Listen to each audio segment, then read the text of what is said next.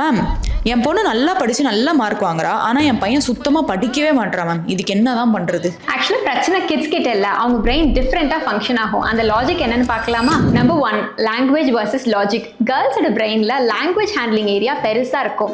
அதனால அவங்க மைண்ட்ல நினைக்கிறத சீக்கிரமா வேர்ட்ஸா பேசிடுவாங்க. பட் பாய்ஸுக்கு ஆக்ஷன் தான் லாங்குவேஜ். அவங்க கிட்ட ஏன் பேசாம இருக்குன்னு கேட்டுட்டே இருக்காம அவங்களுக்கு ஒரு சின்ன வேலை கொடுத்து கூடவே பேசுனீங்கன்னா நல்ல ஓப்பன் அப் ஆவாங்க. Number 2, focus versus multi tasking.